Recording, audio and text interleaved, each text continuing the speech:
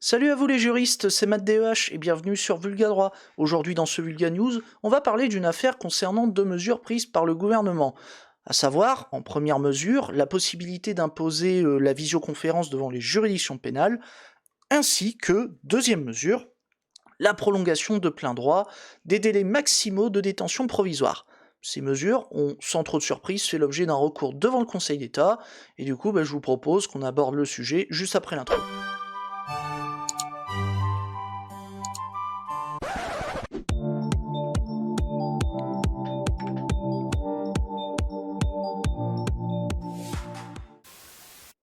Hop, lecture, musique, et on est parti. Alors, concernant la détention provisoire, je vous rappelle qu'elle consiste à emprisonner une personne qui n'a pas encore été jugée pendant une durée limitée et sous certaines conditions, notamment conserver les preuves pour éviter qu'elle fasse aussi pression sur les témoins, les victimes, ainsi que leurs familles. Voilà, juste ça. Enfin, juste ça, etc. Il y a encore d'autres hypothèses, mais je vais pas tout vous lister, genre en mode inventaire à l'après-vert, de la merde. Bon, et dans notre affaire, le Conseil d'État rappelle que le gouvernement a prévu de prolonger automatiquement la détention provisoire avec des durées qui varient selon qu'on est en affaire criminelle ou correctionnelle, ou encore selon que la détention a été prononcée dans l'attente d'une audience ou en cours d'instruction. Bref, au choix.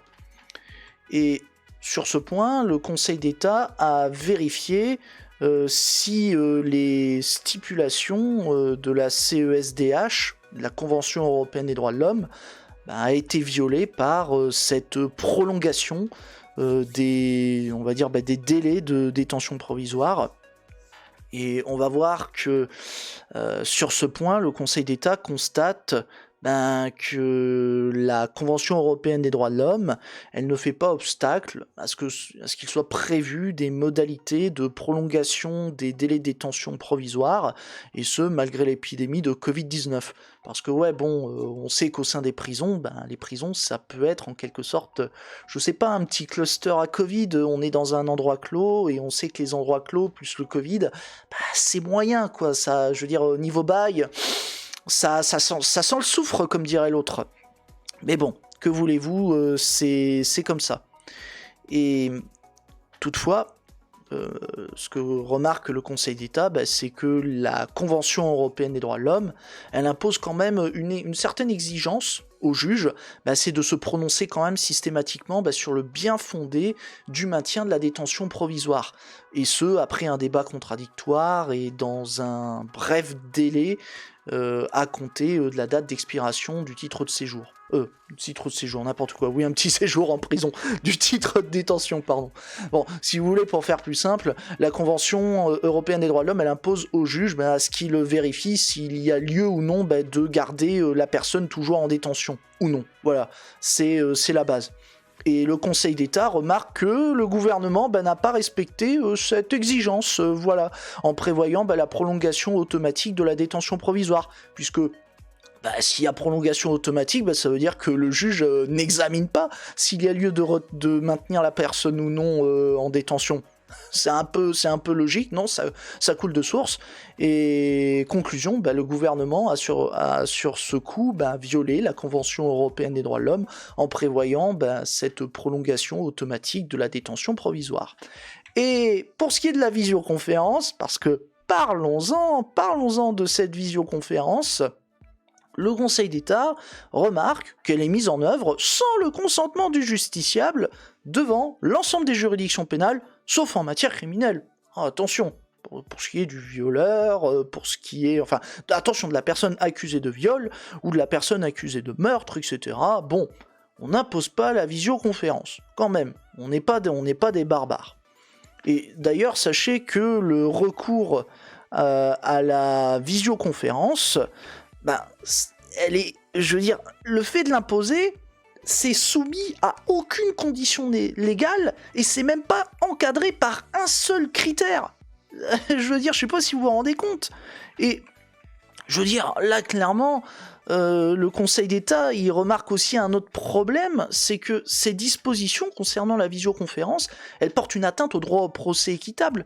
Pourquoi ? Parce que à cause de la visioconférence, on respecte pas l'exigence de la présence physique de la personne devant le juge pénal. Alors que, en principe, quand on va devant le juge pénal, je veux dire, la personne, elle est accusée quand même de choses qui sont assez graves, donc du coup, c'est toujours bien qu'elle soit présente, quoi. C'est un peu la base du procès équitable. Bon, là, avec ce que vous avez vu, le fait qu'il n'y ait pas de conditions légales, le fait que, la personne, elle est en visioconférence, on lui impose, je veux dire, violation du principe procès équitable, là, il y a violation de la Convention européenne des droits de l'homme, sans trop de surprise. Mais bon, là je me suis un peu emballé, mais retenez de tout ceci qu'il n'est pas possible d'imposer la visioconférence devant les juridictions pénales, et pas plus qu'il n'est possible de prévoir une prolongation automatique des délais de détention provisoire. Parce que, comme on l'a vu, ça viole quand même la Convention européenne des droits de l'homme. C'est pas rien. Alors, si vous voulez, on peut être encore plus caricatural. Faire des zooms avec les magistrats et prolonger le séjour en cellule d'une personne, je veux dire, c'est de la violation. Je veux dire, merde, à quel putain de moment le gouvernement a pu croire que ça allait marcher ?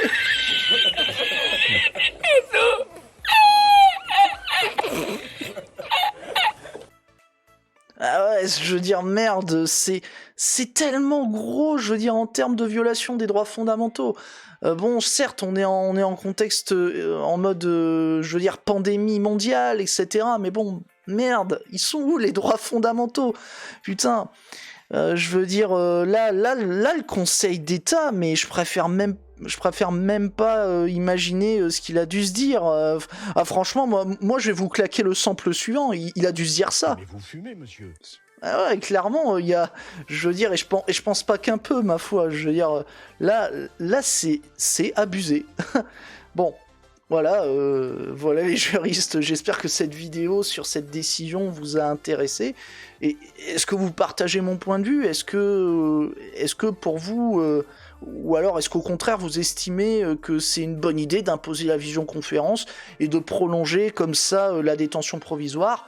Ou si, comme certaines personnes, vous pensez que c'est une belle idée de merde de la part du gouvernement, notamment parce que vous avez vu les violations des droits fondamentaux que ça engendre.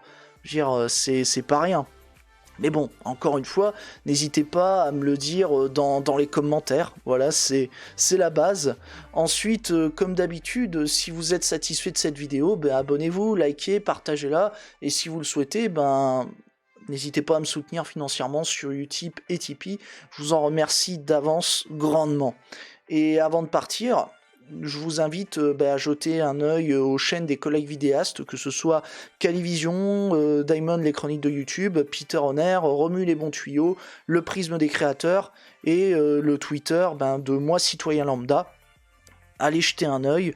Et faites un tour aussi sur le Discord de 404 les tendances perdues et celui du prisme des créateurs pour découvrir encore plus de vidéastes. Je veux dire, c'est toujours ça de bien, quoi. Et dans les sources, vous retrouverez la fameuse décision de justice avec quelques sources avec une ou deux sources complémentaires. Voilà. Bon, comme d'hab, j'ai trop parlé. Sur ce, je vous laisse. C'était Matt DEH sur Vulga Droit. A plus les juristes, et c'est la fin de la musique et la petite outro.